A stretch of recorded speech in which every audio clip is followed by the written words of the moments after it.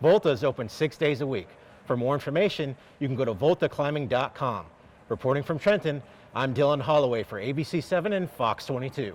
First tonight, an Easton woman is facing charges in connection with the death of a 1-year-old child. If you're like me, you probably can't wait to go camping and enjoy some awesome outdoor activities. But if you plan on using firewood, you'll want to take some precautions to avoid bringing along unwanted hitchhikers.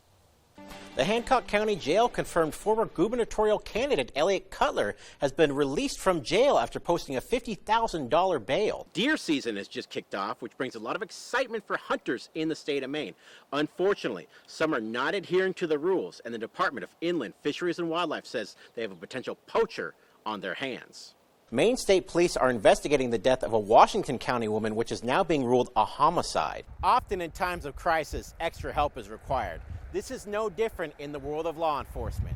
And when law enforcement has a crisis situation, they call in negotiators. A man from New Jersey was sentenced in U.S. District Court in Bangor Friday to roughly 3.5 years in prison for an alcohol-related crash that killed 3 people. If you're like me, you're probably eagerly awaiting your next chance to jump on that mower. But for the sake of the environment, you may want to hold off on pulling that cord for at least a few weeks.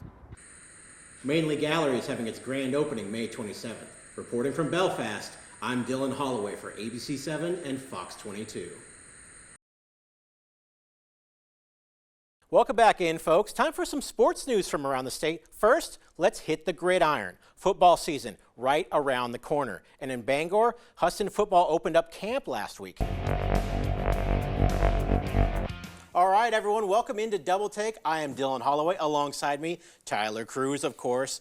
We talked some baseball last time. This time, some NFL. Fans want to know. Patriots fans want to know. The season is just right around the corner. We have some burning questions to do with the New England Patriots. Let's hear 'em. First off, Mac Jones, second-year quarterback, right? All right, only seconds left in the game. Holiday, possible push-off there. No call. Holiday gets the clutch shot to put the Bucs up 3. Let's move ahead. Under 5 seconds left. Boston down 2. Smart at the line for 1. Misses the free throw on purpose. Put back, won't go. Robert Williams has a shot, won't go. Now Horford misses. Horford finally tips it in, but it's after the buzzer. They went to the replay after, and clearly still in Horford's hand as time expires. Celtics come all the way back from down 14 to lose an absolute heartbreaker. So we're going to move on from this bad news. Let's talk a little bit of good news. Yes, please. Stop talking about Chris Sale. Stop talking about, was it 25-3? I'm sorry. I know it's painful for Red Sox Nation out there. Let's talk some good news. David Ortiz, after this weekend, Big Papi is going to be a Hall of Famer. Oh, yeah. Tell me about that. How excited are you to see that? What's your favorite Big Papi moment? Wintertime in Maine can see temperatures fall to dangerous lows. As a result of this, bodies of water like the Penobscot River freeze over, creating thick layers of ice. And when these conditions occur, the Coast Guard cutters are called into action. It's just important for the commerce, for the ships to be able to get through, get up the river and deliver the fuel, so that way there they can heat the homes in the cold winter months like it is today.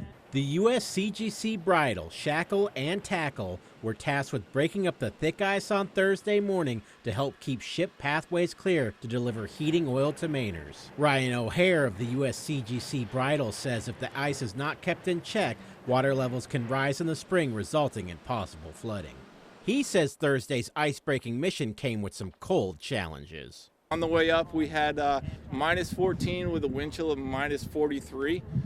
So that definitely cools things down a lot. Everything's freezing on the deck, so it's slippery for my guys to be out on deck. And the ice is definitely thicker out there with the colder temps, so it took us a little bit to get up here.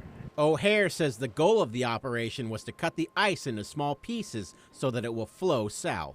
Once we hit about 12 inches, we do what we call backing and ramming. Using this technique, the ice cutters push into the ice repeatedly, breaking it apart with raw power. O'Hare says moments like this have a big game feel. My fellow officer in charge, Senior Chief Gillum, he likes to call this the Super Bowl for us. Yep. These guys. Super Bowl.